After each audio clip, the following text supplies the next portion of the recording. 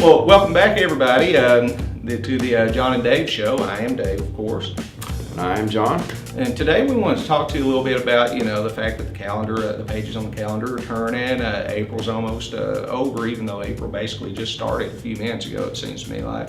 May's coming up. What happens when May comes up? You start planning those family vacations. It's time to get out of town and travel a little bit. And today we wanted to talk to you about some of the do's and don'ts for traveling as far as what you might get from your local everyday pharmacy would be. So we got two different things we'll talk about. Just kind of talking about traveling medicine, within the state or within the country, United States, and then maybe traveling outside of the United States. So first and foremost is you really want to keep your medicine, your prescription medicine, in their original prescription bottles.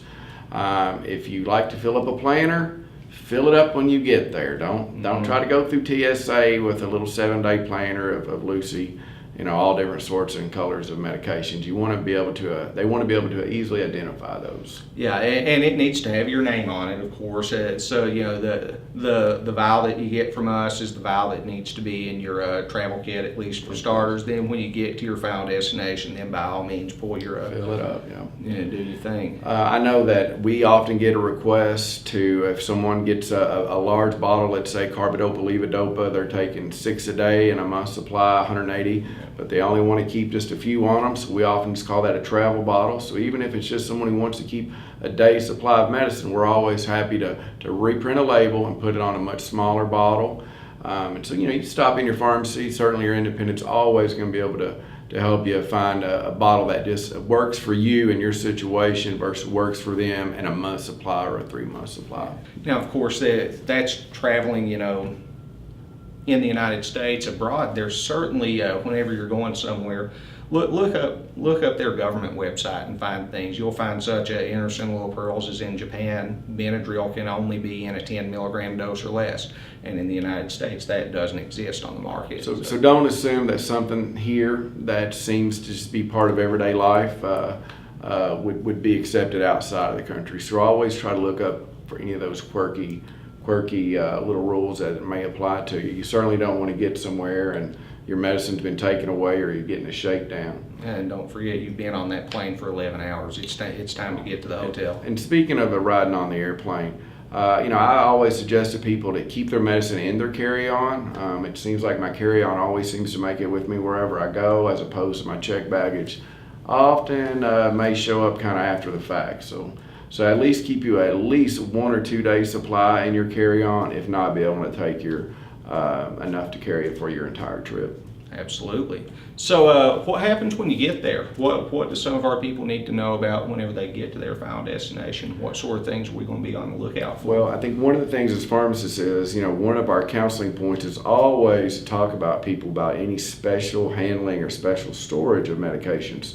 So, if you have something, again, talk to your independent pharmacist about it and make sure, see if there's anything special. And I think a good case in point is insulin. Insulin is, you need to keep it cold. So are you going to be able to keep it cold once you get to your destination? Yeah, you can. I know I've been to hotels in the past where I've known that people will call ahead and say, I know that my hotel doesn't come with a refrigerator per se, but we bring in a travel size one for my insulin products. Mm-hmm. They need to be stored under refrigeration. That's something that a concierge at a hotel or a front desk employee deals with all the time. That as long as you're prepared, they're going to be prepared for you as well. And that brings up a good point. When I'm traveling, what I've noticed more and more is like the refrigerator in the room isn't an actual refrigerator that you're used to. It's you keep a drink in and it's just a little bit something other than room temperature. Right. Yeah. And a lot of those places, it's to be more efficient so that the hotel doesn't have 200 small mini fridges running all the time. But it looks like a refrigerator and it kind of sounds like a refrigerator, but it doesn't necessarily keep things in a therapeutic range for you. No, you have to be very careful about that. And often, if you let the hotel know, prior upon your arrival, just let them know that you are carrying something that requires, a little bit more appropriate refrigeration. They'll be happy to swap you out. Absolutely.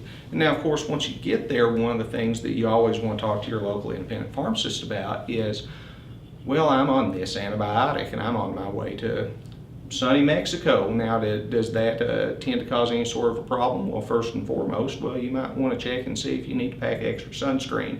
Wouldn't you say that that's one of the things that you look for? That's a very valid point, and certainly in the summertime, a sunburn is on our minds. But I've had people, when back in August or September, and they pick up an antibiotic and they go to an outdoor football game for 4 hours, and they are burnt. So you gotta always make sure, check to see what people are gonna be doing on their next 7 days while they're on some antibiotics. Absolutely, and that's you always want to know your audience, both from your side of the counter and from their side of the counter too. They want to know that they can say to you, well, man, listen, here's what I'm going to be doing. I'm going to be out laying by a pool in Cancun. It's an all-inclusive resort. I've already paid for all the beer I can drink. Now well, hold on, exactly what kind of antibiotic are you on? That's another conversation that you want to, again, you want to foster. We've talked before about relationships. You want to make sure that you have a working relationship with your patients, so you know that they aren't going to be giving you any sort of edited version of what the actual true story may be.